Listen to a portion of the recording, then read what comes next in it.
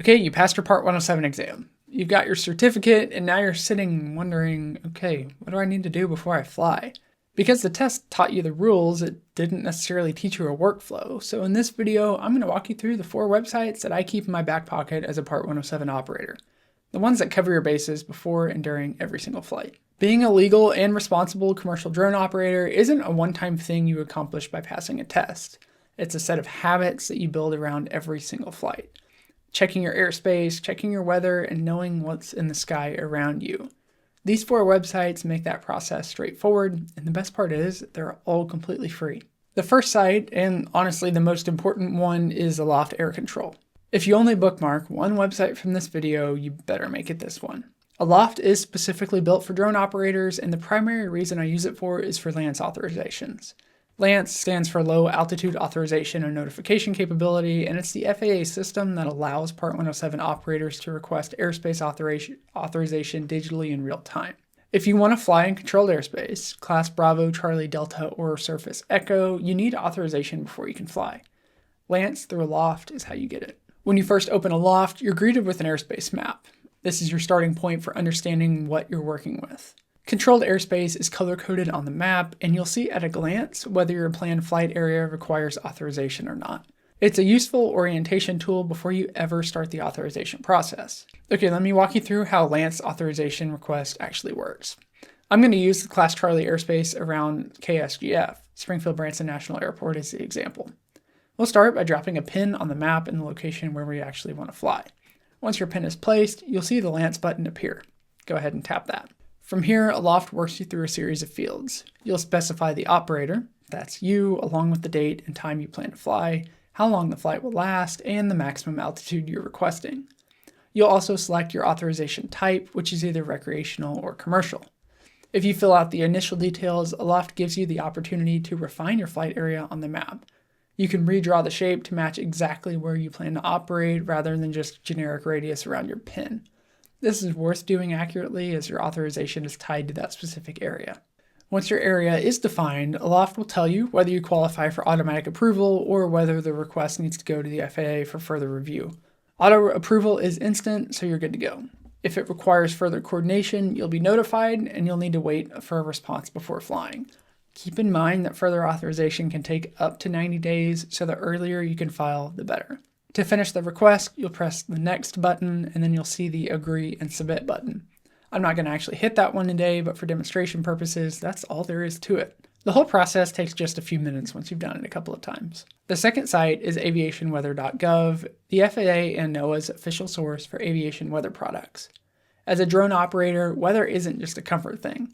Wind, visibility, and atmospheric conditions directly affect the safety and legality of your flight. This site gives you that real-world data. The 2 products that I want to point to you first are METARs and TAFs. A METAR is a routine weather observation from an airport, and it gives you current conditions, including wind speed and direction, visibility, cloud coverage, and temperature. A TAF is a terminal area forecast, and it's the same exact information, just projected forward over the next 24 or 30 hours. Together, they give you a solid picture of what the conditions look like right now and where they're headed. To pull those up, go to Products, then METAR and TAF data, and then enter the identifier for the nearest airport to your flight location. From there, you can enable TAFs and switch to the decoded format if you prefer plain English over the raw aviation shorthand. Then hit load and your reports are going to populate. The other product I use regularly is Aloft. For drone work, surface level wind is what matters most, and this tool makes it easy to check. Go to Weather, then Winds, and drag your altitude slider all the way to the surface level. Zoom in your area on the map, and you'll see the wind barbs populated across that region. Click on any barb to see the current wind direction and wind speed for that location. Now, it's not the prettiest interface in the world, but the data is accurate, it's free, and it's coming straight from the source. Number 3 is VFRmap.com, and this one is exactly what it sounds like, a digital VFR sectional chart viewer. If you just went through the Part 107 study process, you spent a lot of meaningful time learning how to read a sectional. Before I fly somewhere new, I'll pull up VFR Map and take a look at the sectional for that area.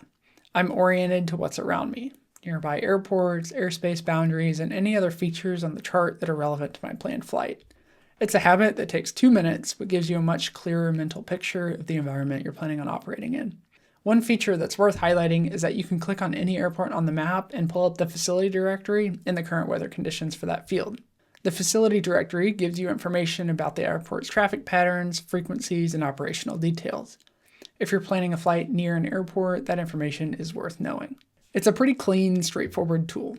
No clutter, no subscription wall, no ads, just a sectional chart on your screen whenever you need one.